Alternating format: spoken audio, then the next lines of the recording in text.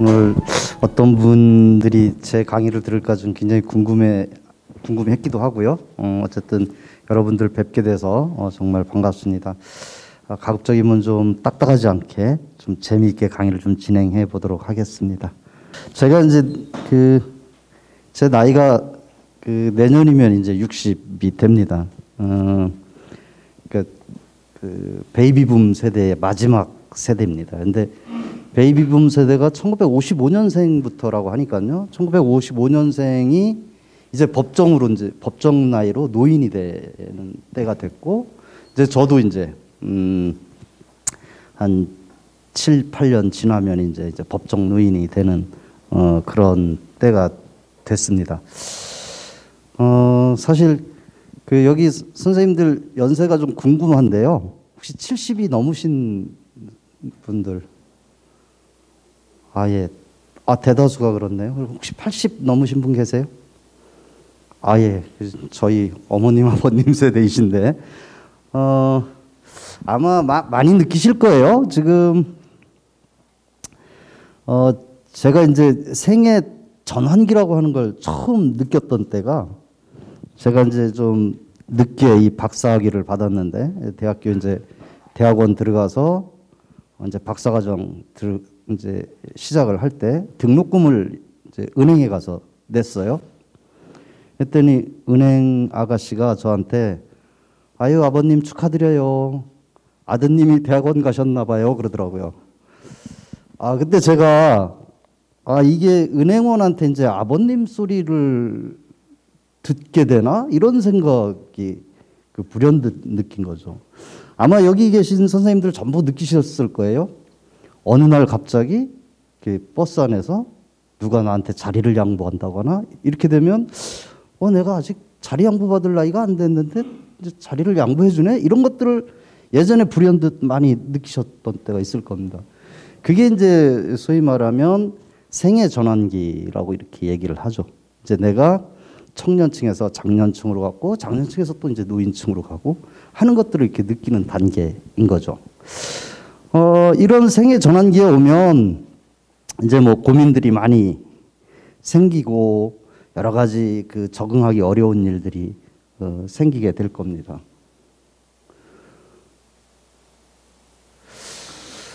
제가 며칠 한 일주일 전인가요? 제 동생하고 이제 제 동생도 이제 50대 중반된 친구인데 동생하고 어디 이제 출장을 가는 중이었어요. 그래서 이제 새벽부터 일찍 나와가지고 이제 자동차 가지고 가다가 이제 아침이라도 먹고 가자 그래가지고 휴게소에서 이제 둘이 내려가지고 아침을 먹는데 제 동생이 그러는 거예요.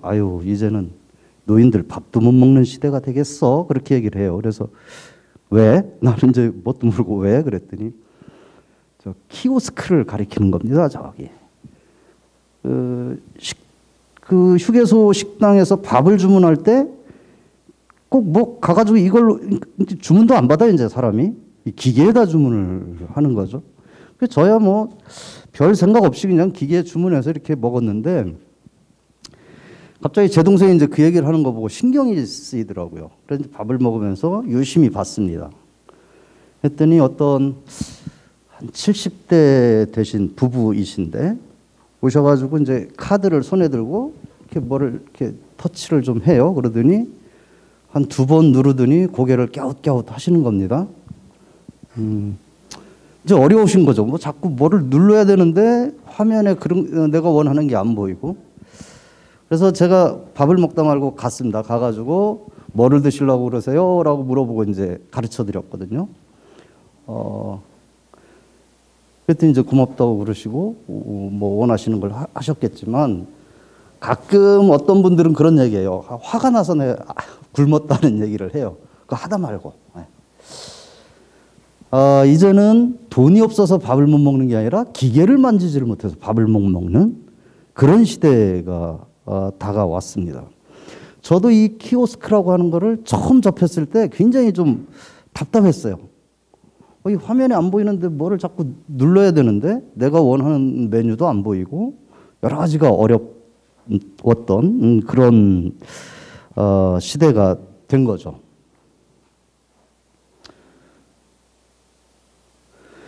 얼마 전에 그 저희 집안에서 난리가 났었습니다.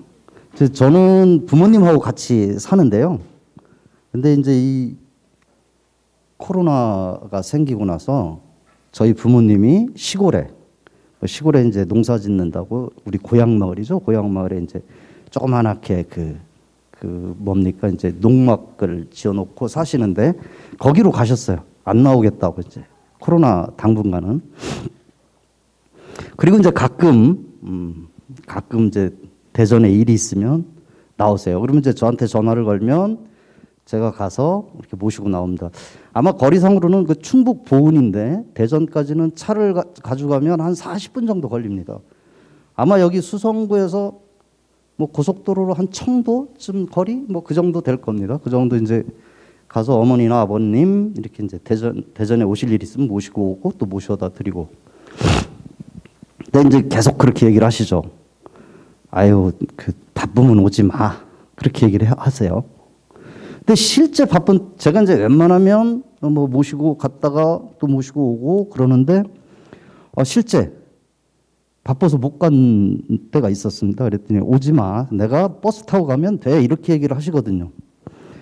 그러면 이제 저희 어머님 아버님 있는 데서 버스가 뭐 바로 집 앞에 있습니다. 그 시골 버스죠. 이거 타고 읍내에 가면 다시 그 읍내에서 다른 읍내로 가는 버스를 타고 갑니다. 그러면 거기에 가면 대전에서 오는 시내버스가 있어요. 그럼 그 시내버스를 타고 대전에 나오셔서 다시 지하철 타고 이렇게 집에 오시는데 어머님이 실종이 됐다는 겁니다.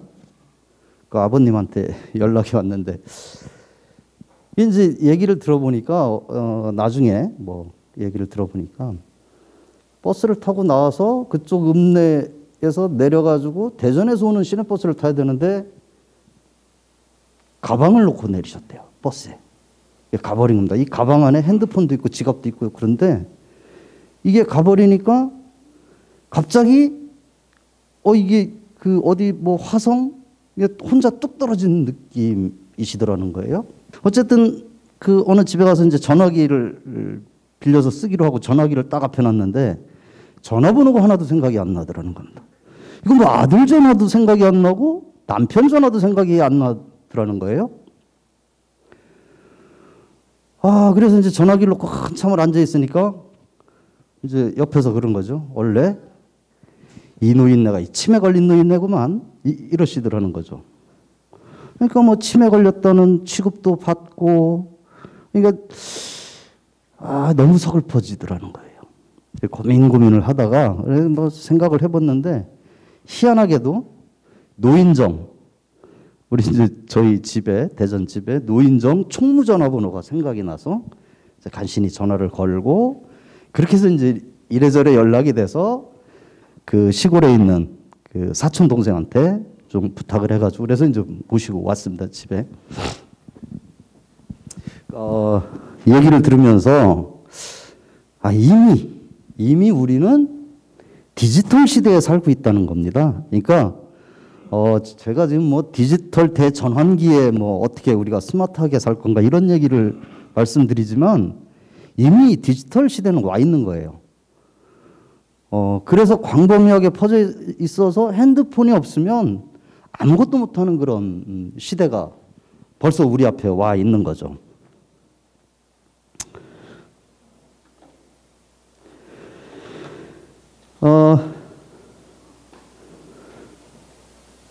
뭐 이제 좀 있으면 추석 명절이 될 겁니다.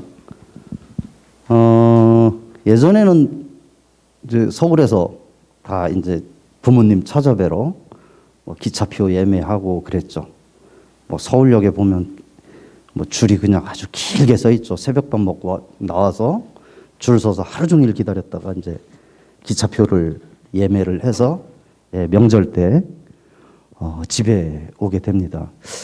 근데 이게 이제 점점점 사라지더니 요즘은 이제 부모님이 이제 자식들 집으로 가는 그런 시대가 돼서 뭐 서울로 가고 뭐 이렇게 한다고 해요. 그리고 예전처럼 줄 서서 기차표를 예매를 안 하죠. 전부 인터넷으로 예매를 하죠. 저도 오늘 대전서 대구 올 때 당연히 그 인터넷으로 그러니까 핸드폰으로 예매를 했습니다. 지금은 팬데믹도 왔고 사람들이 이제 자주 왔다 갔다 하지 않으니까 지금이야 기차 안이 텅텅 비고 또 여유 있게 옵니다만 뭐 기차 예매 못해서 기차를 못 타는 건 아닙니다. 그런데 제가 이제 한 10년 전에 서울에서 한 6년을 근무했었는데요. 이제 대전에 오려고 그러면 그 많이 밀리는 시간대는 표 끊기가 어렵습니다. 그래서 막 대기해가지고 표를 끊기도 하고 안 되면 뭐 서울역이니까요 자유석 타도 되고 또 안 되면 뭐 기차와 기차 사이에 또 이렇게 좌석이 또 있어요. 그래서 그것 앉아서 오기도 합니다. 그래도 저 같은 경우는 예매를 못해서 서서 오는 경우는 뭐 별로 없었어요. 근데 그때 이렇게 기차를 타고 가다 보면 가끔 노인분들이 서서 가시는 겁니다. 불편하죠. 나는 좌석을 끊었는데 내 앞에 노인분이 서서 가시면 이거 내가 일어나야 되나 그냥 앉아서 가야 되나 이게 예전에 우리가 기차표 예매를 안 할 때는 먼저 가서 앉으면 그 사람 자리인 거죠. 그죠? 그리고 그 사람 내리면 그 옆에 있던 사람이 또 앉고 그러면 됐었는데 지금은 다 좌석이라고 하는 걸 지정을 해주잖아요. 근데 이게 나중에 알은 겁니다. 왜 노인들이 저렇게 서서 가지? 저분들 좀 예매 좀 하시지라고 했는데 알고 보니까 예매할 방법이 없는 겁니다. 내가 인터넷을 모르고 잘 모르면 예매하기가 너무 어려운 거예요. 그래서 기차역에 가서 창구에 가서 예매하려고 그러면 기차표가 없는 겁니다. 그럼 서서 가야죠. 뭐 그럴 수밖에 없잖아요. 이런 거를 보면서 이제는 점점점 이 디지털에 적응하지 못하는 노인 세대들에게 가혹한 어떤 그런 일들이 지금 점점 벌어지고 있는 거고 힘드는 그런 세상을 살고 있는 것이다 이런 생각이 좀 들었습니다. 많은 분들이 그렇게 얘기를 하세요. 옛날이 좋았어. 그때가 좋았지 이런 얘기 하시잖아요. 실제 그렇죠. 옛날이 좋았죠. 근데 옛날이 좋은 이유가 뭐냐면요. 지나간 거기 때문에 그래요. 지나간 거기 때문에. 지나간 건 아름다워요. 그런데 가만히 생각해 보면 보릿고개에 쫄쫄 굶을 때가 그렇게 아름다웠을까? 지금도 이제 저는 안 그런데 제 와이프하고 우리 아들 같은 경우는 시골 가면 금방 오려고 그래요. 뭐 모기도 많고 더워 죽겠고 뭐 벌레도 많고 막 그런 거죠. 근데 저는 뭐 그런 거 막 별로 그렇게 신경 안 쓰는데 그런 겁니다. 이거 옛날엔 뭐 모기약이 있겠어요. 뭐가 있겠어요. 저 모기불 피워가지고 겨우 쫓는 그런 수준이죠. 근데 그런 때가 좋았을까? 제가 이 금모기에 우리 애 돌반지 뭐 이거 다 팔았다고 지금 얘기하는 거는 지금이니까 가능하죠. 옛날에 있었던 일이고 지나간 일이고 그땐 그랬지. 뭐 이런 정도로 우리가 과거를 회상하고 또 그래서 늘 과거라고 하는 게 아름답기도 하고 그때가 좋았다라고 느끼는 것이기도 합니다. 근데 실제 그때를 돌아간다는 거는 좋은 것도 아니지만 사실은 불가능한 겁니다. 과거로 우리가 돌아갈 수 있는 거는 불가능한 얘기입니다. 계속 앞으로 우리 역사는 계속 앞으로 갈 거고 또 거기에 우리가 적응해서 살아야 되는 게 지금 우리한테는 그런 현실인 거죠. 시간은 아주 진짜 화살 같으시죠? 그죠? 지금 생각해 보시면 굉장히 화살 같습니다. 근데 나이는 그런다고 그래요.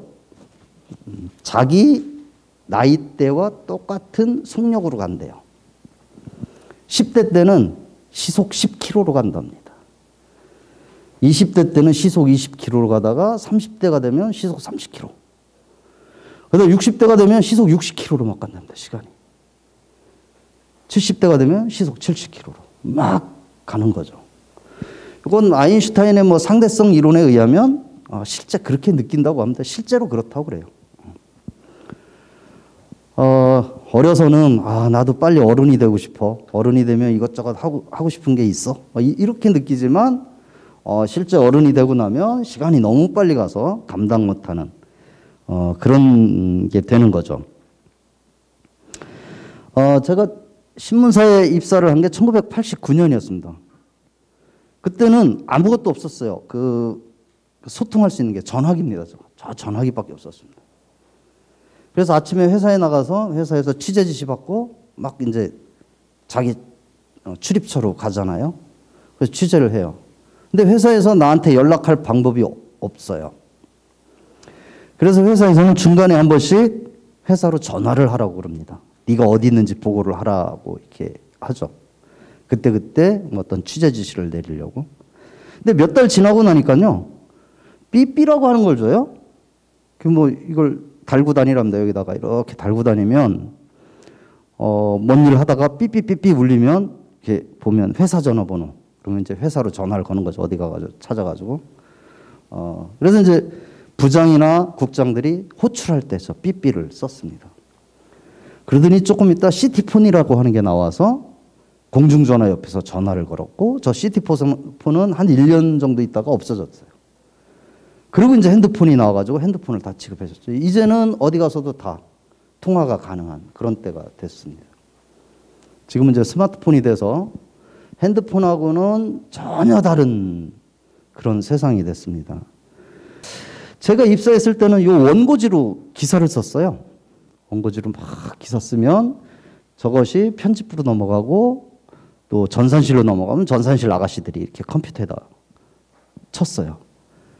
그 전에는 문선공이라고 해서 인쇄 활자를 하나씩 뽑아가지고 묶어가지고 이렇게 인쇄를 했었습니다. 근데 어느 날 노트북을 지급을 해줘요. 지금은 뭐 쓸모없는 286 노트북을 주더니 노트북으로 기사를 쓰라고 그럽니다. 그러니 이게 노트북이 적응이 안 되니까 어떻게 했냐면 독수리타법 두 손으로 쓰는 거예요. 예. 그리고 쓰기 전에 원고지에다 다 쓰죠. 미리 다 쓰고 그거를 다시 컴퓨터에다 옮겨 적었어요. 왜냐하면 컴퓨터만 놓고 있으면 머리가 백지가 되는 겁니다. 뭘 써야 될지 아무것도 모르는 때가 된 거죠. 지금은 뭐 제가 여기 노트북 가져왔습니다만 노트북 가지고 뭐 차 안에서도 제가 뭐를 마감을 해줘야 된다 그러면 차 안에서 차 세워놓고 인터넷 연결해서 막 마감해주죠. 지금은 그런 시대가 됐죠. 어쨌든 시간은 뭐 막 빨라지는데요. 사실 처음에 구텐베르크가 활자라는 걸 만들기 시작해서 지금까지 올 때 보면 매년 시간은 점점 빨라집니다. 그러니까 작년에서 올해까지 오는 요 시간보다 내년에 가면 절반이면 그만큼 온 시간만큼 가는 거죠. 점점 빨라지는 그런 시대가 됐습니다. 요즘은 호모사피엔스라고 얘기를 해요.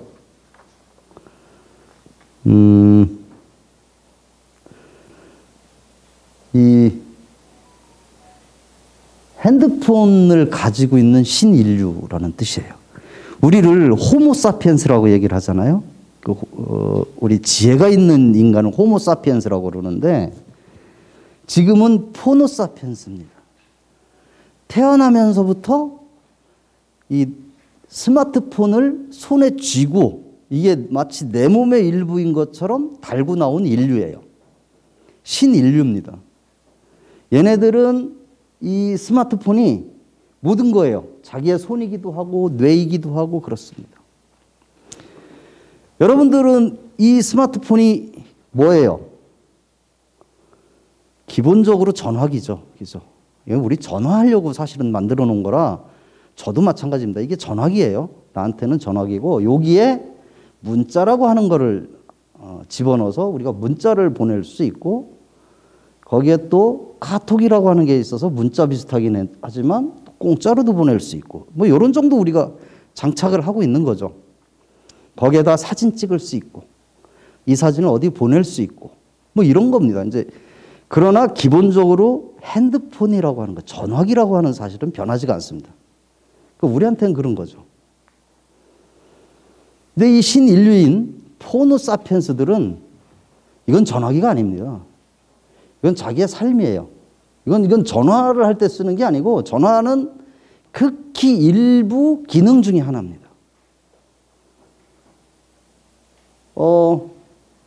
제가 한 3년 전에 이사를 했어요. 이사를 하면 이제 뭐 쓰레기도 내놓아야 되고 뭐 이러잖아요. 근데 우리 와이프는 꼭 이사를 하면 뭘 그렇게 갖다 버리나 모르겠어요. 기존에 쓰던 그 장롱 같은 거 싹 다 버립니다. 다 버려. 그리고 점점 조그마한 데로 자꾸 옮겨요, 집을. 그러니까 이게 큰 걸 가지고 이제 뭐 작은 집으로 못 가니까 이제 다 버리는 거죠. 근데 이 짐을 버리려면 요즘은 이 스티커를 붙여야 됩니다. 이 동사무소에서 스티커 발부 받아가지고 그냥 쓰레기는 분리해서 수거하면 되지만 뭐 텔레비전을 버리든 냉장고를 버리든 뭐 장롱을 버리든 다 스티커를 붙이죠. 근데 그 스티커를 사려고 그랬더니 규격을 거기다 적으라고 그래요. 규격을. 그래서 집에 자가 있나? 이게 줄자가 있나? 그러고서 이제 줄자를 찾았더니 우리 아들이 왜 자는 왜요? 그래서 이거 규격을 재서 여기다 써야 이게 내놓을 수 있대. 그랬더니 핸드폰으로 뭘 써? 하더니 이게 가로 몇 센치, 세로 몇 센치 이러는 겁니다. 이 핸드폰으로. 이미 그런 기능이 모든 기능이 여기에 다 있는 거죠. 길이 재는 거 뭐 이게 다 있는 거예요. 그냥 우리처럼 어디 가서 줄자를 가져오거나 저 대나무자를 가지고 와서 재는 그런 시대는 아닌 거죠. 이게 다 해결해 주는 겁니다. 제 신문사에 선배가 있습니다. 저보다 나이가 19살이 더 많습니다. 그러니까 이제 그분은 이제 80을 앞두고 있는 선배죠. 서울대학교 천문우주학과 나오신 분이에요. 그러니까 공군에서 기상대에 있었죠. 천문우주학과라고 그러면 우리 이제 이분은 뭐 하늘에 대해서는 잘 알겠구나. 그래서 어느 날 이제 식당에서 밥을 먹고 누가 그러는 겁니다. 선배님 저 하늘에 아주 굉장히 밝게 빛난 저 별이 저게 뭔 별입니까? 근데 이제 좀 궁금하긴 했어요. 밤하늘에 보면 아주 밝게 빛나는 별이 하나 있어요. 그랬더니 그분이 저게 안드로메다의 뭐 시리우스 그 옆자리에 뭐 이렇게 하고 있는데 누가 핸드폰으로 이렇게 하더니 목성입니다 이러는 거예요. 네. 이제는 핸드폰이 우리 휴대폰이 서울대인 거예요. 서울대 천문우주학과 나왔다고 해서 그 별을 아는 게 아니라 이게 알려주는 거죠, 이게. 예. 이런 그 포노사피엔스들이 이제 우리 사회를 지배하게 되고 신인류가 된 겁니다. 이제 점점 우리는 이런 신인류에 의해서 점점 이렇게 밀려가고 있는 그런 시대인 거죠.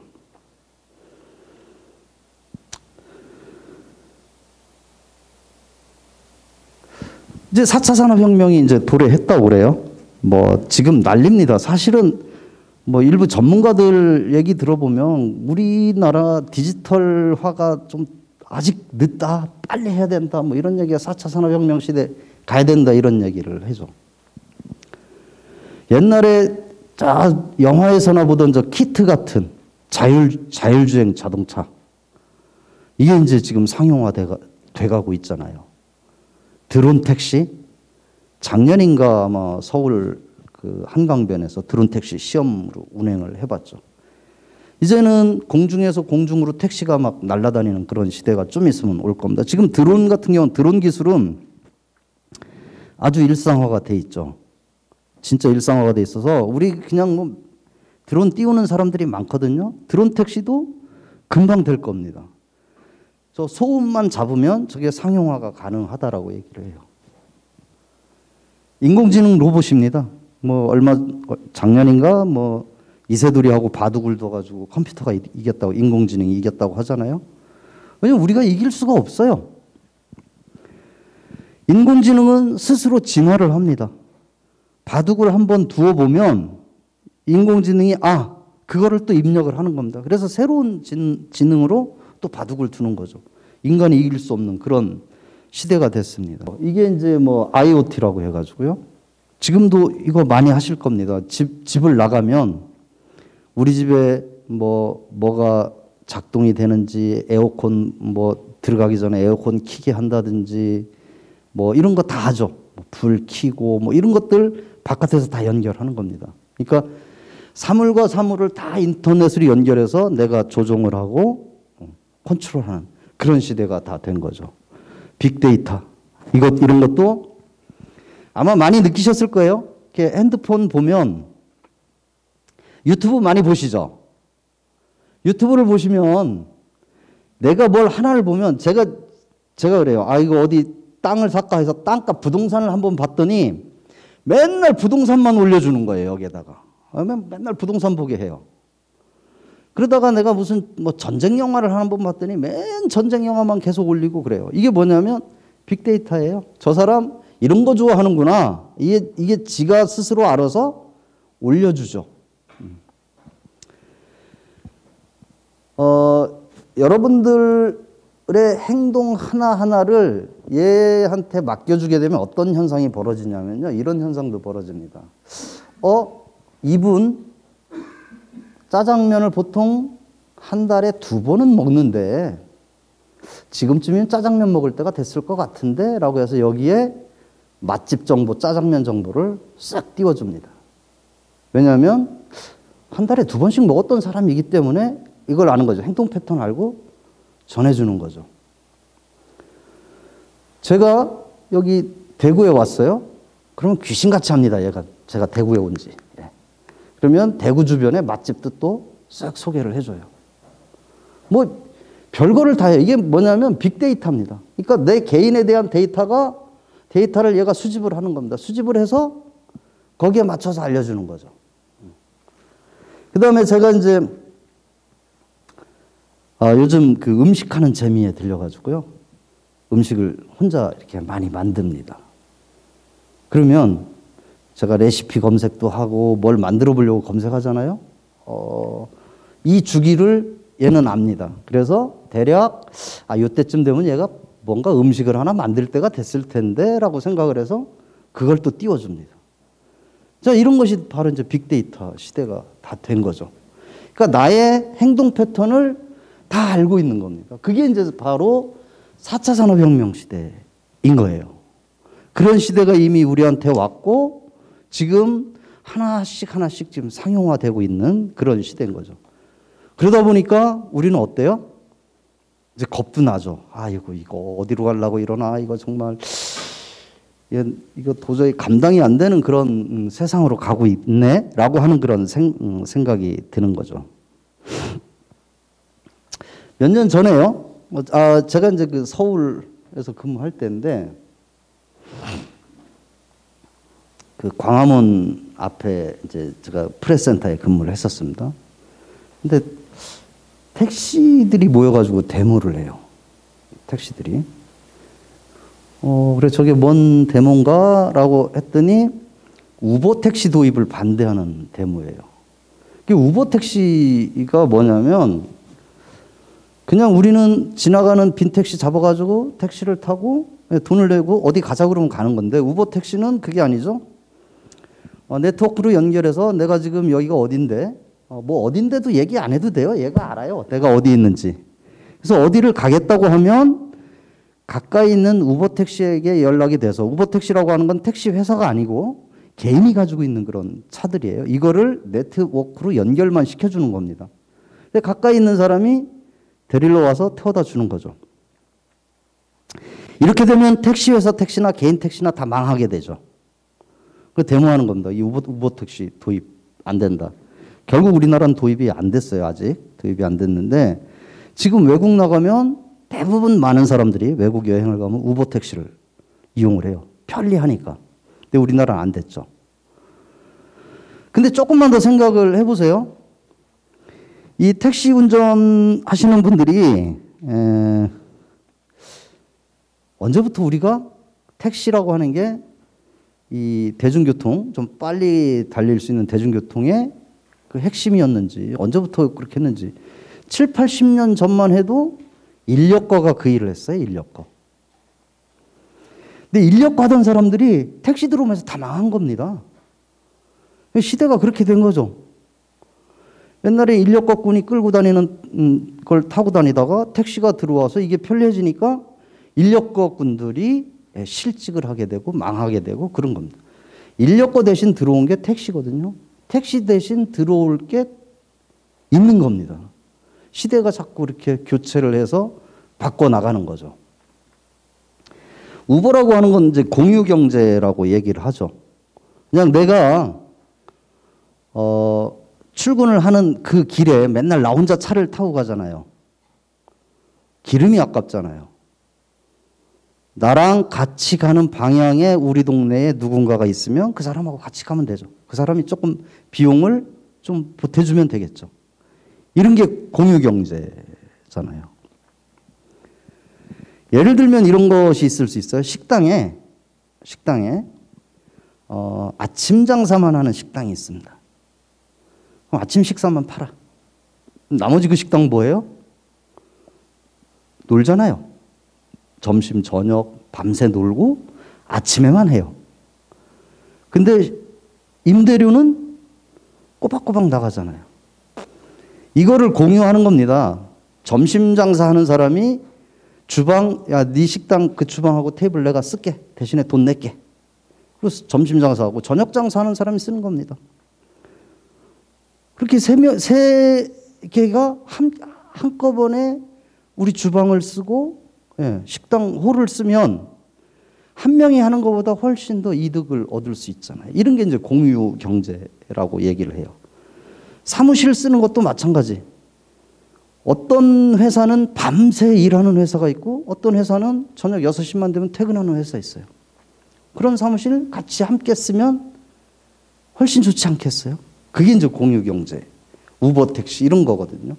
벌써 이제 이런 공유경제 시대가 오고 그래서 계속 시대는 바뀌어 나가고 있다라고 하는 겁니다.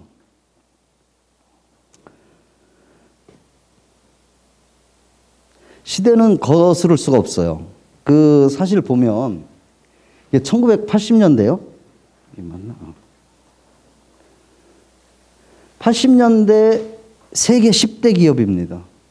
90년대 세계 10대 기업, 2016년, 2020년 그랬습니다. 이 90년대만 해도요, 10대 기업의 8개 회사가 일본 회사예요. 히다치, 파나소닉, NEC, 소니, 후지츠, 후지필름, 샤프 전부 다 일본 기업이에요. 저 회사들이 뭐냐면 뭔가 물건을 만들어내는 제조업입니다. 그런데요, 2020년이 되면 일본 기업은 다 사라졌고요. 8개 기업이 미국 기업이고요. 2개가 중국 기업입니다. 한국의 삼성전자가 2016년에는 22위지만 2020년에는 13위가 됐습니다. 10대 기업에는 못 들어갔지만 삼성이. 근데 이 특징이 뭐냐면 아까 저 때는 뭔가를 다 만들어내는 제조업이지만 이때 되면 만들어내는 제조업은 하나도 없습니다. 대부분 뭐 애플, 마이크로소프트, 구글, 아마존 이런 게 뭐냐면 뭘 만들어내는 회사가 아니에요. 연결해주는 회사입니다. IT 기업입니다. 그러니까 뭘 만드는 이 사람과 그걸 사겠다고 하는 사람을 연결해주는 겁니다. 그런 기업들이에요. 전부. 페이스북 같은 경우 여기 페이스북 하시죠? 그죠? 페이스북 하시죠? 뭐 하시는 분도 있고 안 하시는 분도 있겠지만 페이스북 같은 게 페이스북 하면 뭐예요? 그냥 사람과 사람을 연결시켜 주는 거예요. 거기서 뭐 물건 팔아서 걔들이 돈 버는 거 아닙니다. 그런데 사람과 사람을 연결시켜 주면서 뭐죠? 그걸로 인해서 어떤 이익을 얻고자 하는 기업들의 홍보를 해 주어서 그 돈으로 세계 5위 그룹이 되는 겁니다. 그러니까 지금 뭘 만들어 가지고 팔아 가지고 장사를 잘하겠다? 돈을 벌겠다? 이런 시대가 싹 다 간 겁니다. 이제는 네트워크예요. 뭔가를 연결해줘서 돈을 버는 거죠. 우버 택시라고 하는 것도 아까 말씀드린 대로 뭐예요?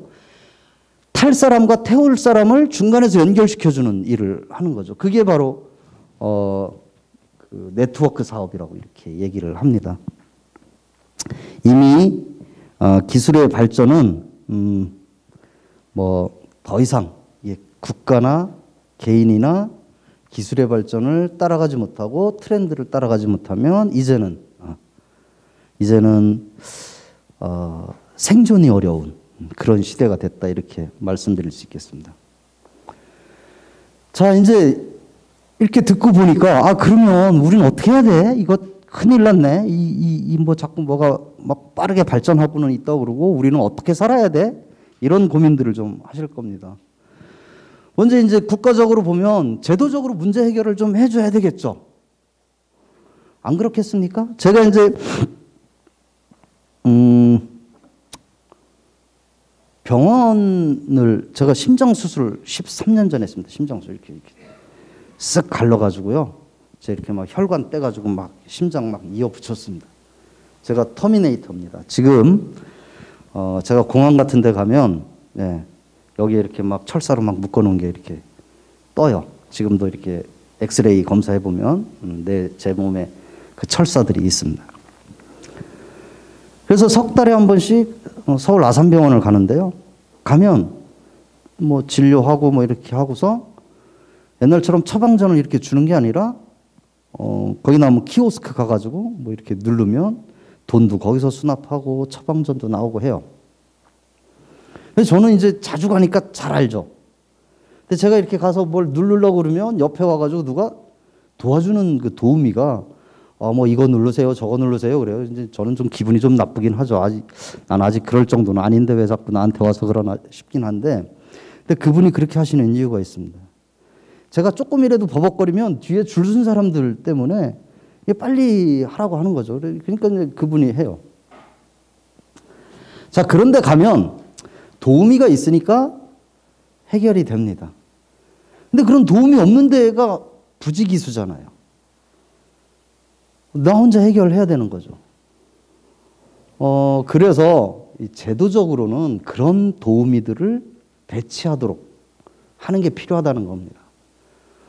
지금 뭐 일자리가 없다 이런 얘기들이 많이 있지만 그런 서비스를 할 수 있는 그런 일자리들을 많이 만들어 놓고, 노인이라 하더라도 뭐 모든 분들이 다 그런 게 아니잖아요. 그건 숙련대 숙달을 시키면 된단 말이에요. 노인들이 그런 걸 가가지고 옆에 있는 다른 노인들에게 그걸 가르쳐 줄 수 있도록 이런 제도적으로 저런 것들을 만들어주면 충분히 가능할 수 있겠다. 뭐 요즘 이런 로봇가 뭐 안내해주기도 하고요. 여기 요 분이 도우미죠. 이런 도우미들을 배치해서 소위 좀 해결해주는 그런 방법들이 있을 겁니다. 그거는 제도적으로 그렇게 하는 거죠.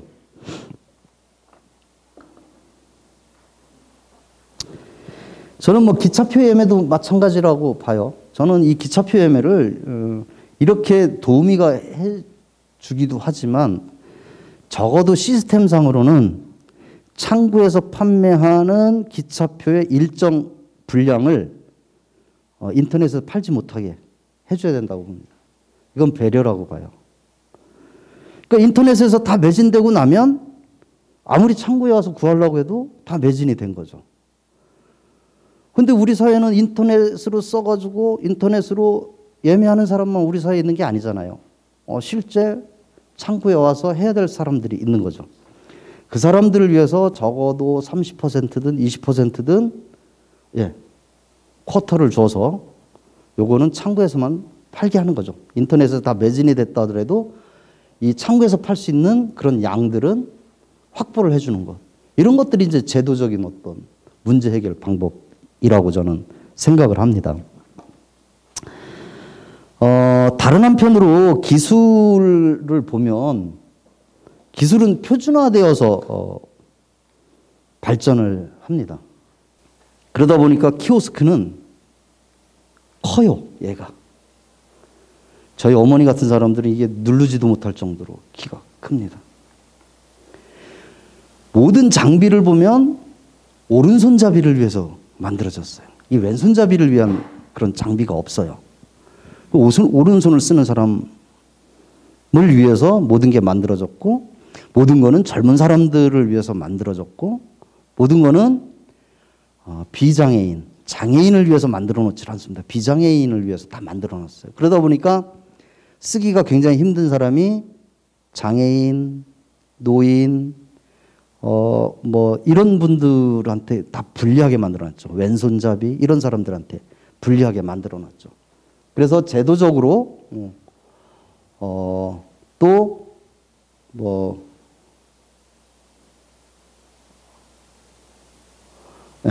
기술적으로 문제 해결을 할 수 있도록 이렇게 장애인들이 앉아서 키오스크를 쓸 수 있도록 만들어준다든지, 네. 뭐 화장실에 가면 아이를 데리고 화장실 간 그 엄마가 뭐예요? 뭐 기저귀를 갈아 낄 수 있게끔 해준다든지, 또 이렇게 저상버스, 사실은 계단이 높은 그런 버스에 노인분들, 나이 드신 노인분들 타기가 굉장히 힘듭니다. 계단이 높아요. 그래서 저런 저상버스를 만들어서 쉽게 탈 수 있게 한다거나, 이런 계단을 만들어서 좀 이렇게 많이 올라가야 되는 데는 저런 계단, 뭐 에스컬레이터가 만들어질 수 없는 곳에는 이렇게 만들어주는 것, 이런 것들이 이제 기술적인 문제 해결 방법이라고 볼 겁니다. 이런 걸 이제 뭐라고 얘기를 하냐면 베리어 프리라고 얘기를 해요. 베리어라고 하는 건 장벽인 거죠. 장벽을 자유롭게 하는 베리어 프리라고 한다든지, 혹은 유니버설 디자인이라고 한다든지 그렇게 얘기를 합니다. 근데 그것도 이런 용어도 좀 바꿨으면 좋겠다라고 저는 생각을 해요. 너무 어려워요. 가끔 저희 아버님이 저한테 전화를 합니다. 야, 이거 용어가 뭐냐라고 물어봐요. 내가 텔레비전을 보는데 도저히 무슨 얘기인지를 모르겠다라고 해서 용어를 이제 물어보십니다. 그러면 제가 아는 거면 답변해 드리지만, 모르는 거는 얼른 검색을 하죠. 검색을 해서 알려드려요. 저는 검색을 쉽게 하니까 이제 알려드릴 수 있지만, 저희 아버님은 굉장히 힘든 거죠. 텔레비전을 봐도 이게 모르는 용어가 너무 많이 나오고, 좀 전에 얘기했던 무슨 베리어 프리라고 하는데 도대체 베리어 프리가 뭔지를 내가 모르겠어, 이렇게 얘기를 하십니다. 용어도 굉장히 어려워요. 그때가 우리 애가요, 초등학교 다닐 무렵이에요. 제가 이제 그 애한테 뭔 얘기를 하면 애가 헐 그래요. 헐. 이게 나쁜 소리인가 좋은 소리인가를 도대체 감을 못 잡겠어요. 근데 지금은 저희 세대가 헐이라고 합니다. 걔들은 그런 말 안 써요. 왜 안 쓸까요? 우리가 쓰니까 안 쓰는 겁니다. 기성세대가 그 용어를 쓰는 순간 새로운 세대들은 그 용어를 안 씁니다. 버려요. 왜? 우리끼리만 알고 우리끼리만 쓰는 그런 게 은어잖아요. 저희 어렸을 때도 마찬가지고, 아마 여기 계신 어르신들도 젊어서 그랬을 겁니다. 어른들이 쓰는 용어와 다른 용어들을 많이 썼을 거예요. 그래서 한때는 제가 이제 요즘 애들이 쓰는 급식체, 야민정음 이런 거 알려고 했어요. 가뿐싸가 뭐지? 그럼 애우죠. 갑자기 분위기 싸해졌네? 이런 거.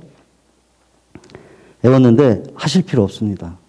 내가 그걸 알고 내가 쓰기 시작하는 순간부터 애들은 버립니다. 다 안 써요. 자기네들만 쓰려고 하는 용어들이 있죠. 그 자기네들만 쓰려고 하는 용어를 쓰려고 합니다. 그래서 텔레비전에서 나오는 용어도 굉장히 어렵기도 하고, 애들이 쓰는 용어도 도통 못 알아먹기도 하고 그렇습니다. 그래서 어쨌든 제가 이 얘기가 다른 곳으로 빠지긴 했습니다만, 아이들 용어 쓰는 용어를 대략 그렇겠구나 이해를 하고, 궁금하면 물어보기도 하고 하지만, 굳이 그거를 애우고 막 하실 이유는 전혀 없으시다는 말씀 드리고요. 자, 제도적으로 또는 기술적으로 뭔가를 바꿔줘요. 뭐 국가가 돈 들여서 합니다. 제도적으로 해줘요. 키오스크 같은 경우 교육도 시키려고 하고 아마 이런 교육도 뭐예요? 돈 들여서 하죠. 자꾸 노인분들에게 뭔가를 좀 교육도 시키고 해서 뭔가를 좀 바꿔보려고 노력을 하는 겁니다. 그거와 더불어서 뭐 키오스크를 좀 쉽게 쓰는 법, 도우미를 배치하는 법, 뭐 이런 것들도 다 정부가 제도적으로 기술적으로 노력을 합니다. 그런데 그럼 우리는 어떻게 해야 되는가? 당장 우리가 문제인 거죠, 그죠? 그거는 뭐 정부가 하는 일이고, 그리고 그거에 우리가 열심히 동참을 하고 그거에 익숙해지려고 하는 거지만 우리는 어떻게 해야 되나? 라고 하는 겁니다.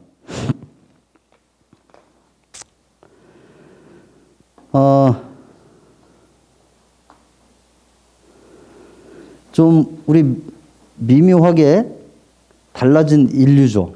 그러니까 뭔가 같은 세대를 사는데 같지 않은 거죠, 나하고. 자, 이제 우리는 그들을 좀 이해를 좀 하고 좀 뭔가 배워야 되겠다. 걔들이 누구인지. 그리고 거기에 상응해서 발전한 기술 이런 것들을 잘 이용해서 새로운 시대에 살고 있는 저 신인류들의 요구가 뭔지를 우리가 잘 파악을 해야 되겠다라고 하는 거고요. 또 세상은 빠르게 변하고 전환기가 찾아왔는데 거기에서 내가 하고 싶은 일 하고 또 재미있는 영역에서 일하고 미리 준비하고 공부하라고 하는 게 다음 얘기할 주제들입니다. 신인류를 우리는 좀 따라하는 게 좋겠다라고 하는 겁니다. 생각해 보시면 근대화 시기에 신여성들이 있었어요. 이 신여성들이 뭐부터 했냐면요.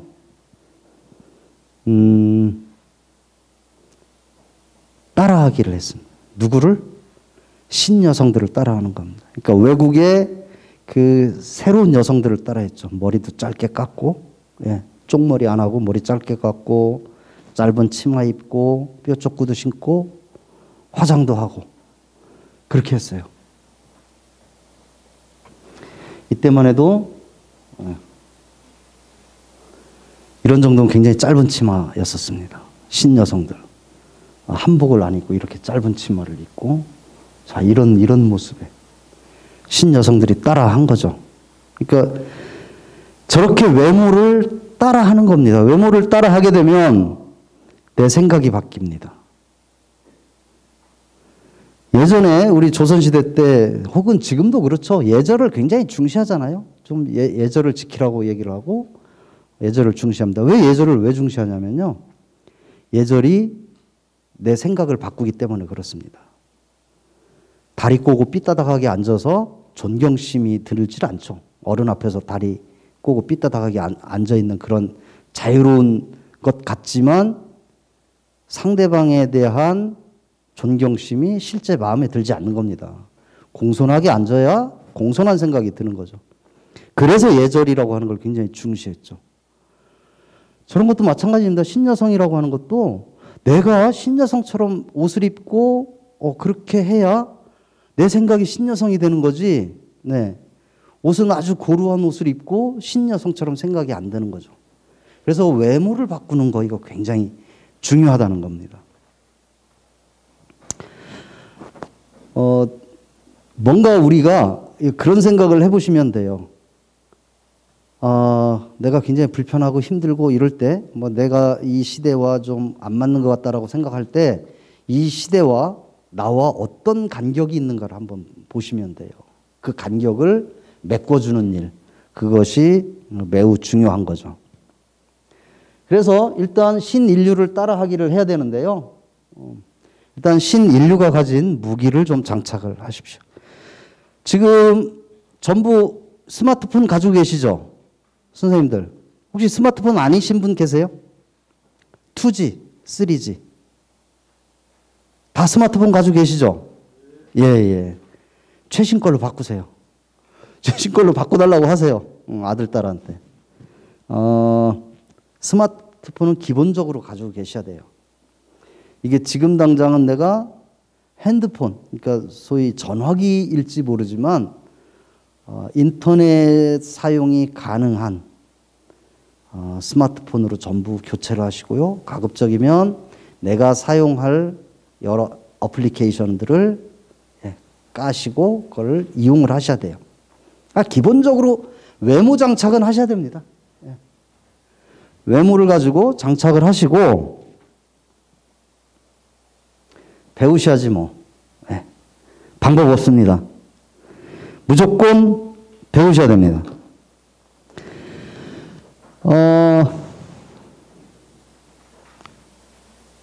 지금 저 같은 경우도 제가 이 스마트폰이 저한테도 전화기에 불과해요.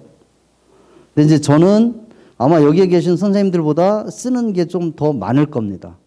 기본적으로 뭐 카톡이든 밴드든 페이스북이든 뭐 이런 걸 쓴다고 해도 그 이외에 일정 관리를 한다든지 또 줌 회의, 요즘은 이제 줌 회의가 대세예요. 저도 대학교 강의를 하지만 지금 2년째 학교를 못 나가고 계속 줌으로 애들을 봐요. 지금 2학년, 1학년들은 누가 누군지를 아직도 한 번도 본 적 없어요. 이걸로만 봤어요. 근데 어쨌든 줌 회의도 이걸로 해야 되지 않겠어요? 일정 관리, 줌 회의, 또 은행 일을 다 이걸로 또 봐야 되죠. 뭐 하여튼 여러 가지 일들을 합니다. 뭐 사진 찍고 블로그도 제가 이걸로 관리하고 다 합니다. 뭐 물론 직접 뭐 컴퓨터를 가지고 하기도 하지만 기본적으로 그런 어플리케이션 같은 것들은 하시라는 겁니다. 깔아놓고 그걸 가지고 내가 쓸 수 있는 것들을 하나씩 깔면 돼요. 계산기도 있고 녹음기도 있고 또 뭐 명함 관리 해주는 것, 또 뭐 내비게이션도 있고요. 쇼핑도 합니다. 얼마 전에는 시골에 개가 한 마리인데 진돗개인데요. 이게 이제 너무 커가지고 지금 집이 쪼만하답니다. 그래서 좀 큰 집이 필요하다고 해서 제가 또 인터넷 들어가서 또 쇼핑해가지고 큰 집 하나 사가지고 이렇게 배달 해줍니다. 요즘은 집도 다 배달이 되니까. 그리고 저는 이제 건강관리, 제가 심장 수술을 했다고 했잖아요. 그래서 지금 건강관리 다 이걸로 하죠. 하루에 얼마나 걸었나, 몇 킬로를 걸었나, 뭐 심장박동수는 어떤가, 뭐 혈압은 어떤가, 이런 거 다 또 여기 애플에서 다 해줍니다. 그래서 그런 애플을 까시고 배우셔야 됩니다. 하나하나 배우면 할 수 있어요. 그리고 요즘은 이런 거 교육시키는 데가 굉장히 많습니다. 근데 여전히 이제 저희 어머님은 야, 그거 너무 어렵다, 야. 그리고 몇 번을 가르쳐 줘도 다시 물어보고 또 물어보고 그렇게 하십니다. 근데 그렇게 하셔야 돼요. 뭐 까먹는 건 당연히 까먹죠. 자주 안 쓰면 더더군다나 까먹습니다. 어렵죠. 저희 어머님은 야, 스마트폰 그거 못 쓰겠다, 야. 그거 뭐를 또 살짝만 만지면 전화 걸리고 뭐를 또 살짝만 만지면 이게 돈 나가는 건지 아닌지도 모르고 아주 걱정이 많다, 이렇게 얘기를 하세요. 그래도 괜찮습니다. 무조건 어플을 깔고 배우셔야 됩니다. 또 손자들을 좀 귀찮게 하시더라도요. 그러니까 교육기관에 가서 받으시는 것도 그렇지만 손자들한테도 귀찮게 자꾸 물어보시고 알려달라고 하고 그렇게 하시는 게 좋습니다. 그래야만 내가 이거를 스마트폰을 잘 사용하고 자유롭게 이용해야만 무엇을 요구해도 할 수 있는 거죠. 정부의 요구를 해도 할 수 있는 거죠.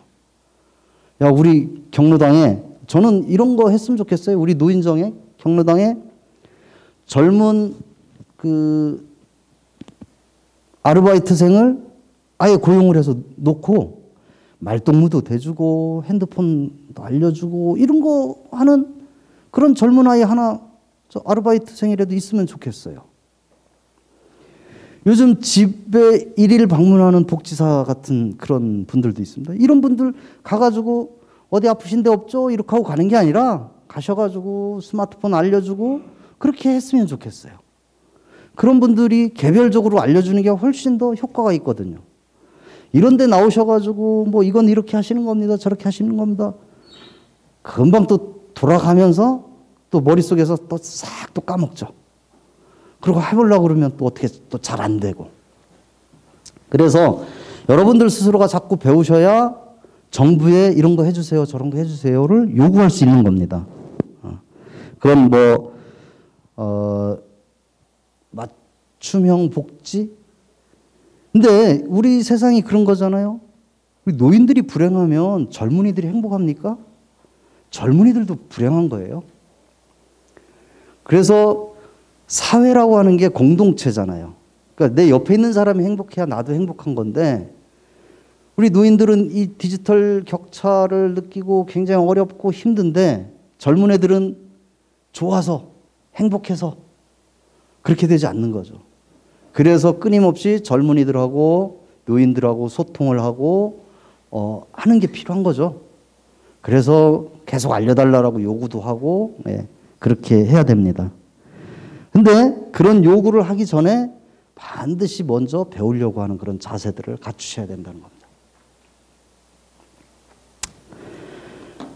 근데 뭐 어플리케이션 깔아나니까 뭐 막 다 깔아놓고 그 아무것도 쓸 수 없잖아요. 막 다 깔아놓고 내가 모르는 거 이거 다 깔아놓기만 하면 뭐해? 그래서 내가 좋아하는 걸 하시라는 겁니다. 저희 어머님은요 70에 붓글씨를 하셨어요. 갑자기 뭐 붓글씨를 배우시겠다고 나가서 저기 아파트 뭐죠 동사무소에서 하는 뭐 주민자치센터인가요? 거기 가서 한 15년 정도 하셨는데 대한민국 여성 미술대전 나가서 동상 받으시고 각종 뭐 공모전에 다 나가서 상 받으시고 지금은 초대 작가이세요. 예. 하시면 되더라니까요. 근데 이제 좋은 이걸 해서 막 자랑도 하고 싶은데 사진 찍는 법을 몰라. 보내는 법을 몰라. 이 아들한테 야 내가 이번에 뭐 상 받았다고 해서 사진도 좀 찍어서 이렇게 보내고 싶은데 그걸 할 줄을 모르는 거죠. 예, 그래서 사진 찍는 법 알려드리고 또 이거 사진 보내는 법 알려드리고 하는 겁니다. 좋으신 거죠. 본인이 그걸 가지고 자랑도 합니다. 친구들한테 자랑도 하고 뭐 그렇게 하는 거죠. 저는 좀 더 여기에서 좀 더 발전해서 좀 페이스북도 하시고 막 인스타그램도 하고 막 이런 데 막 올려가지고 막 대대적으로 자랑도 좀 하고 이렇게 하시면 좋겠는데 그건 또 이제 너무 어려우신 거예요. 지금 당장으로서는. 지금 이제 그리고 본인이 당신이 겁이 나는 거죠. 이게 내가 지금 80 중반에 이게 될까라고 하는 거죠. 근데 어쨌든 본인이 잘 하시는 일을 지금 하고 계시고 그걸로 뭔가 보람을 느끼고 그래요. 반면에요. 저희 아버님은 저희 어머님은 뭐 이것뿐만 아니라 굉장히 바빠요. 그 저녁에 이렇게 그 강변에 가면 에어로빅 막 강사들이 막 에어로빅 공짜로 하죠. 그럼 거기 나가서 80 노인이 에어로빅도 하고 지금은 이제 뭐 그런 거 코로나 때문에 다 그랬습니다만 그다음에 아침 일찍 되면 그 동네에 있는 야트막한 야산도 다니시고 이래요. 저희 아버님은 하루 종일 텔레비전 하고 씨름을 하고 계십니다. 오로지 텔레비전 외에는 반주 한잔 하시고 뭐 그거 외에는 하시는 게 없어요. 이렇게 되면 점점 뭐예요? 나이가 드시는 티가 자꾸 나는 겁니다. 저희 어머님은 굉장히 젊고 활달하고 뭐 온갖 일을 다 하십니다. 뭐 노인정도 열심히 다니고 막 다 해요. 근데 저희 아버님은 그걸 안 하니까 점점점 신인류들과 격차가 점점 벌어지는 거죠. 저희 아버님은 오로지 텔레비전.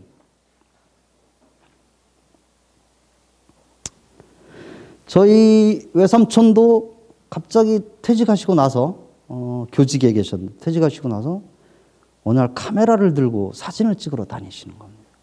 한 20년 이상 막 사진을 찍었죠. 이런 것들이 저는 필요하다고 봐요. 그냥 사진만 찍는 것이 아니라 내가 찍은 사진을 가지고 남들과 소통하는 것.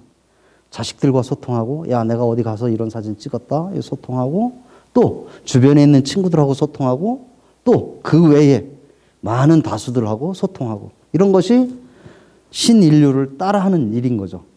대신에 내가 잘할 수 있고 내가 좋아하는 일, 잘할 수 있고 좋아하는 일을 하면서 뭐겠어요? 그거에 필요한 어플리케이션을 내가 배워야 되겠죠.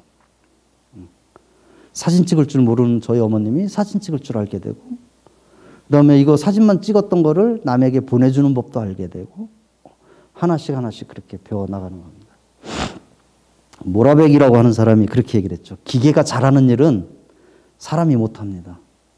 아까 얘기했죠. 서울대 아무리 나와도 별 이름 잘 몰라요. 기계는 그걸 굉장히 잘 알려주죠. 제가 중학교 때 주산을 배웠습니다. 주산. 3급까지 땄습니다. 아무 소용없어요, 지금. 계산기가 다 나오고요. 이거 뭐, 저 웃기는 거죠. 옛날엔 막 이 암산하는 것보다 이 주산이 훨씬 빨랐는데, 이 계산하는 것보다. 지금은, 저 계산기 나오고, 다 그거 컴퓨터가 다 해주죠. 그 아무리 인류가 아무리 노력해도 그거는 기계를 못 따라갑니다. 대신에 기계가 못하는 일을 이제 사람이 해야 되는 거예요. 기계가 못하는 일을 하시면 됩니다. 기계가 못하는 일, 뭐, 감정을 가지고 하는 일들, 이런 것들이 기계가 전혀 할 수 없는 것이잖아요. 그래서, 모쪼록 내가 좋아하는 일이 무엇인지 찾고 그 일을 가지고 사람들과 소통하고 그렇게 하면 훨씬 더 신인류에 가까워진다라고 하는 겁니다. 근데 이제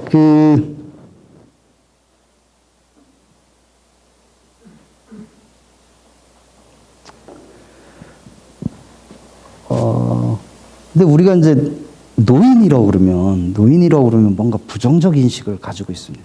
우리가 가지고 있는 게 아니라 젊은이들이 그렇다는 겁니다. 노인에 대한 생각을 얘기를 해봐라. 그러면 전부가 다 부정적이라는 겁니다. 긍정적인 건 뭐 좀 완숙하다, 뭐 이런 뭐 좀 경험이 많으시다 이런 정도 외에는 전부 다 부정적이라는 거죠. 여기에 보면 뭐 한가하다, 할배충, 빈약하다, 노충, 보수적이다, 폐쇄적이다, 꼰대다, 영감탱이다, 뭐 이런 얘기들을 막 생각을 한다는 겁니다, 아이들이. 근데 왜 저런 생각을 하게 됐을까? 라고 이렇게 생각을 해보면,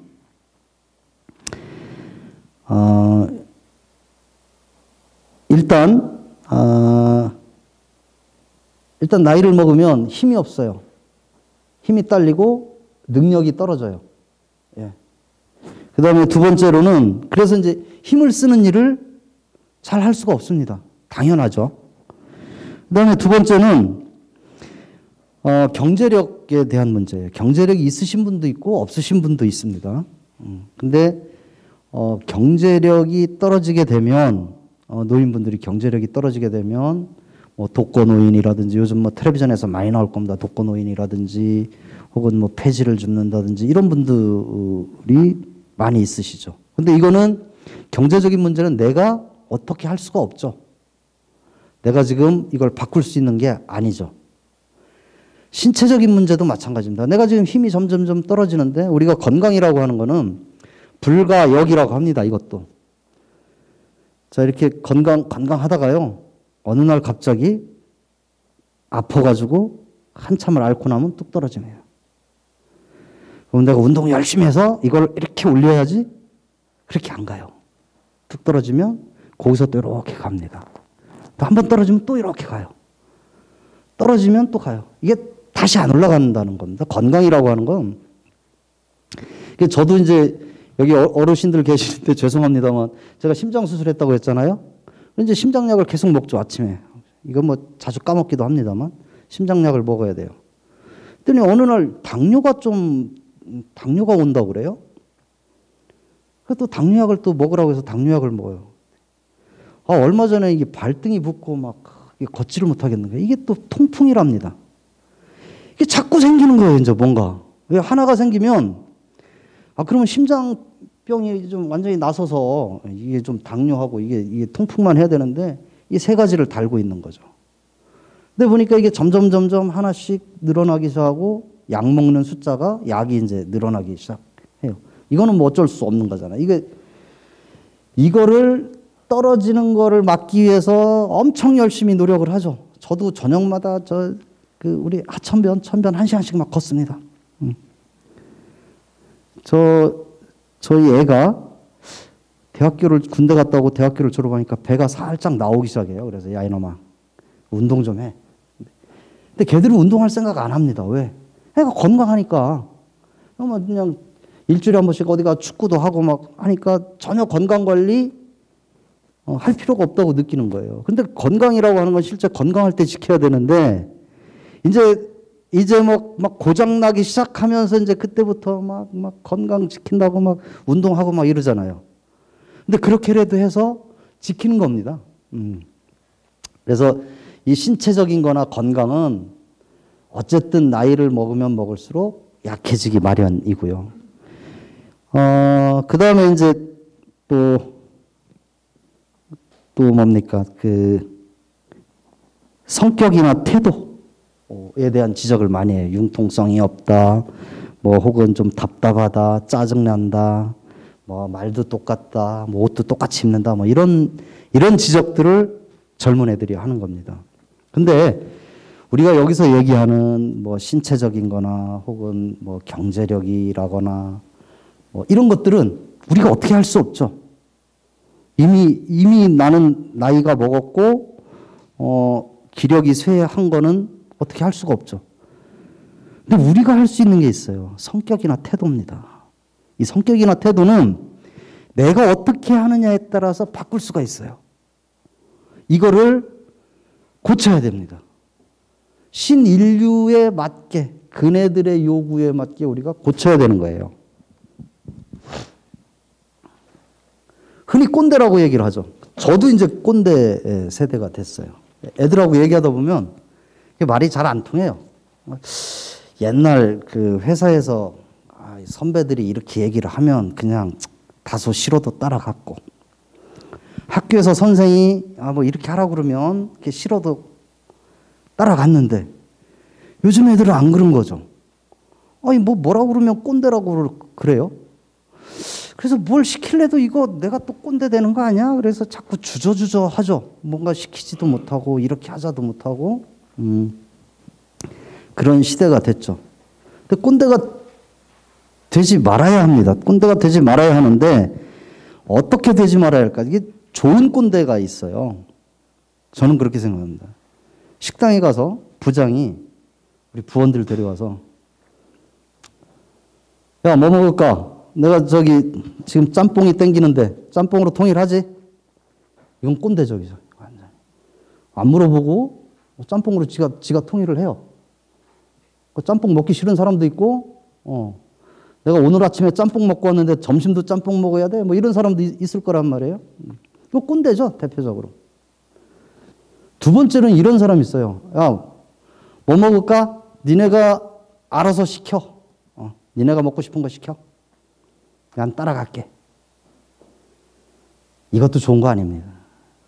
내 줏대가 없는 거죠. 이게 눈치 보고, 젊은 애들 눈치 보고, 니네 먹고 싶은 거 그냥 나는 따라서 할게. 근데 애들이 짬뽕을 시켜. 나 아침에 짬뽕 먹고 왔는데, 그냥 또 짬뽕 또 드실 겁니까? 자, 너네 알아서 시켜. 너네가 좋아하는 거 시켜. 나는 짬뽕. 그런 거죠. 그러니까 나는 내가 먹고 싶은 게 있는 거예요. 그거 시키고 나머지는 너네가 자율적으로 시켜. 돈은 내가 낼게.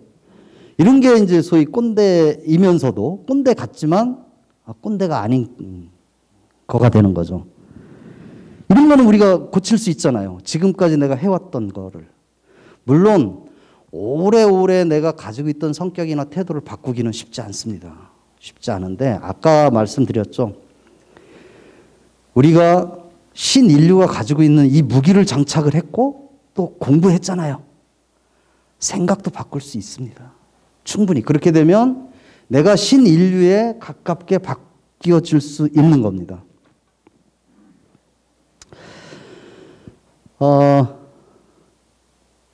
왜 노인들에게 저런 부정적인 인식을 하게 될까요? 우리 언론 탓도 굉장히 많습니다. 언론이 노인들에 대해서 긍정적으로 보도를 안 합니다.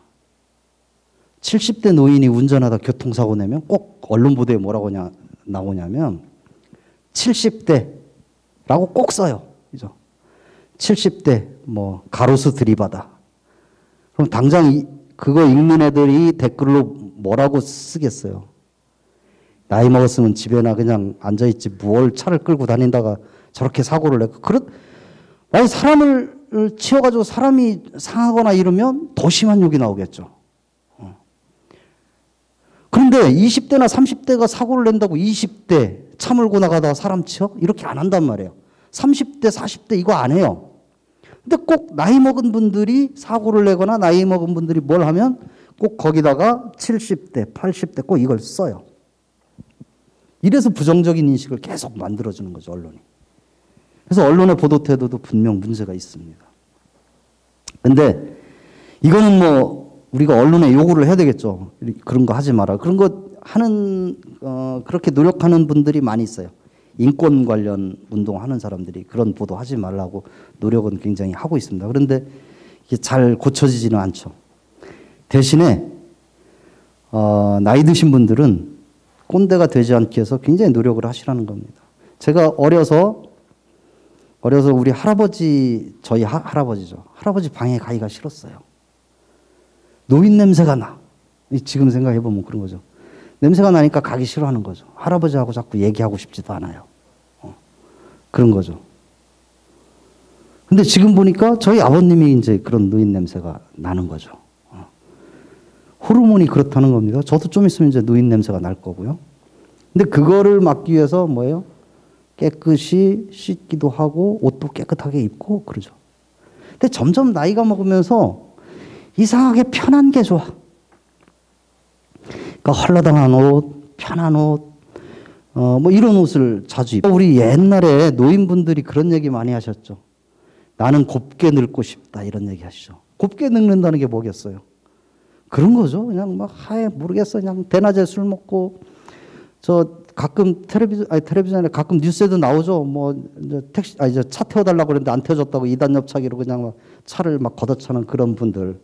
이거 계속 이렇게 부정적인 인식들을 만들어주는 거예요. 노인들은 저거 뭐 집에 있지 왜 나와가지고 술 먹고 저렇게 남한테 행패 부리는 거야? 라고 하는 거죠. 우리가 그러면 안 된다는 겁니다. 바로 우리가 스마트하게 살고 신인류와 같이 공존하려면 그런 것들을 우리가 먼저 고쳐야 되죠. 뭐 공공장소에서 마스크 안 쓰고 막 활보하신다거나 막 이러신 분들이 가끔 있어요. 나 이거 2번 다 맞았어? 막 이러고 막 다니시는 분들도 있고요. 그래서 적어도 우리 손자, 손녀하고는 좀 가까운 사람이 돼야 되겠다. 저는 제 아들이 참 자랑스럽고 좋아요. 왜냐하면 제가 이제 서울에 있다가 가끔 와요. 점점점 오는 그 텀이 좀 길어져요. 이제 처음에는 자주 오더니 요즘은 자주 안 옵니다. 오면 자기 할머니, 할아버지를 꼭 끌어안아줘요. 그거 보고 제가 좀 흐뭇해요. 그래도 어려서부터 얘를 키워준 할머니, 할아버지에 대해서 그렇게 아주 살갑게 하고 챙겨줘요. 저하고 제 와이프가 못 챙겨주는 거를 얘가 전화로 할머니, 할아버지 생신 때 그냥 넘어가지 마라. 뭐 자기가 내려갈 텐데 뭘 할 거다. 이런 얘기들을 합니다. 적어도 내 손자, 손녀와 친할 수 있게 우리가 변해야 되는 거죠. 그래야 내 주변에 있는 다른 젊은이들하고도 소통이 가능한 거 아니겠어요? 저는 그렇게 하면 좋겠다.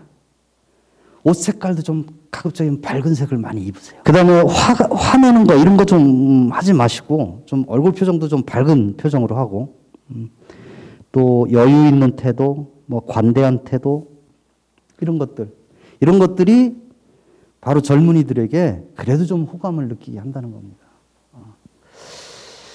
이게 좀 우리가 신인류와 같이 사는 동시대에 사는 우리가 그들과 좀 접촉을 하면서 스마트하게 살 수 있는 방법 아닐까? 그러니까 여러분들이 새로운 무기로 장착을 하시고 그걸 배우고 그걸 활용하고 내가 좋아하는 일을 하면서 나의 성격과 태도나 이런 것들을 좀 신인류와 가깝게 변화시켜 나가는 것, 이런 것들이 좀 필요하겠다라고 하는 거고요. 그 다음에 어떠세요? 여러 어르신들 지금 무슨 꿈이 있으신가요? 본인들? 혹여나 야, 이 나이에 뭔 꿈이야 지금? 뭐 이렇게 생각하실 수도 있어요. 근데 요즘 100세 시대라고 하잖아요. 60에 은퇴해도 40년이 남았고요. 70세가 돼도 30년이 남았습니다. 80이 돼도 20년이 남았고. 그런데 그 몇십 년 되는 동안 내가 뭘 좀 해야 되겠다 이런 꿈이 없으시면 안 되잖아요. 그죠? 적어도 내가 이건 좀 해보고 싶어 이런 꿈들을 좀 가지셔야 된다는 겁니다.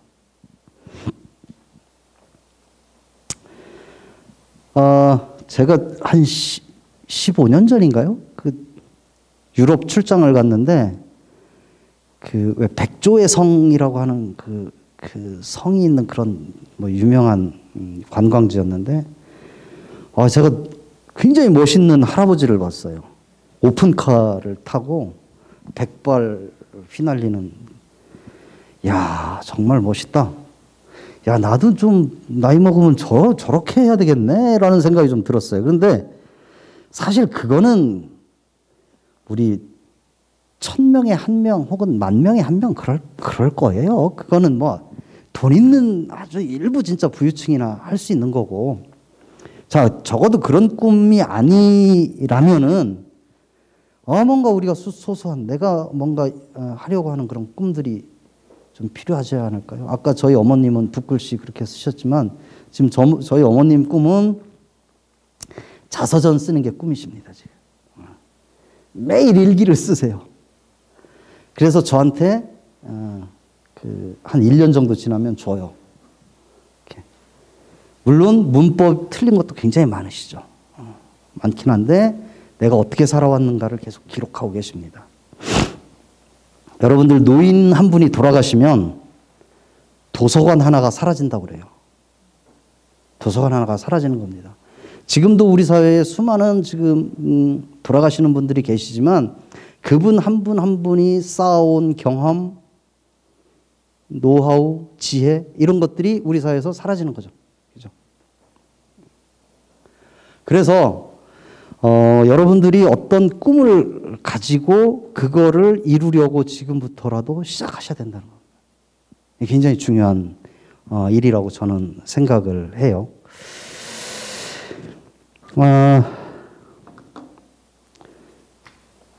그래서 아까 제가 말씀드린 대로 그런 내가 이루려고 하는 꿈을 주변에 있는 사람들과 좀 나누시는 게 좋겠다. 그러니까 적어도 나는 나이 먹고 혼자가 아니었다라고 하는 것들을 확인하고 주변에 있는 사람, 적어도 내 옆에 있는 사람을 좀 도와줄 수 있는 그런 노인이 돼야 되겠다. 뭐 이런 생각들을 좀 우리가 해보는 것이 어떨까라고 합니다. 그리고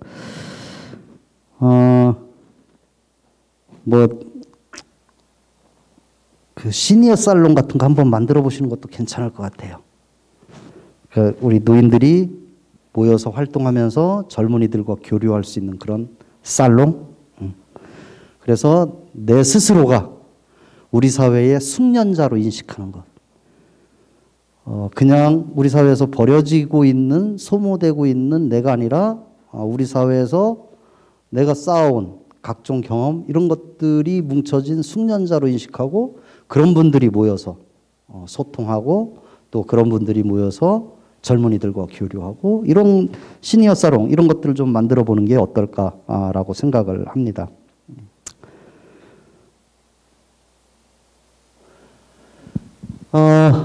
그렇죠. 뭐 더 각박해지고 또 대인 관계는 또 뭐 좀 스트레스 받을 정도로 대인 관계가 그렇게 흘러가고 있고요. 이제는 이제 구문명에서 신문명으로 전환이 되고 있고 우리한테는 익숙하지 않고 그렇지만 역사라고 하는 건 아까 제가 말씀드린 대로 과거가 좋았어 라고 해서 과거로 우리가 되돌아갈 수 있다면 얼마나 좋겠어요. 그러나 그것 불가능하다는 겁니다. 우리는 역사의 흐름을 타고 계속 가야 된다는 거고요.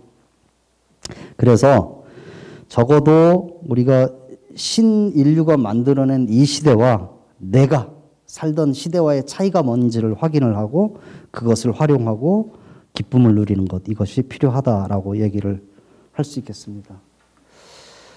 뭐 이웃과 과거를 변화시키는 건 불가능하지만 나와 미래를 변화시키는 것, 이것은 충분히 가능하다. 이게 이제 시골에 일본의 그 동네 운동, 마을 운동을 벌이고 있는, 그러니까 도시에서 살다가 시골에 들어가서 운동을 벌이는 그분, 마츠바 토미라고 하는 분의 얘기입니다. 제가 오늘 준비한 강의는 여기까지고요. 사실은 고민을 굉장히 많이 했습니다. 고민을 굉장히 많이 했고, 특별히 뭐가 있겠어? 스마트하게 거듭날 수 있는 게 그냥 배워야지라는 생각 외에는 없었는데, 오늘 이 주제를 가지고 제가 강의를 준비하면서 저도 많은 생각을 하게 됐고요. 어떻게 해야 될까? 우리는 어떻게 해야 될까? 또 저의 또 미래가 또 여기 이렇게 있는데 저의 미래는 어떻게 해야 될까? 저 스스로도 성찰을 해보게 됐고요. 그래서 오늘 좋은 시간을 가졌습니다. 이렇게 귀한 시간을 내주셔서 정말 우리 도서관, 용학도서관에 고맙다는 말씀드리고 또 지루한 강의 끝까지 들어주셔서 고맙습니다. 수고하셨습니다.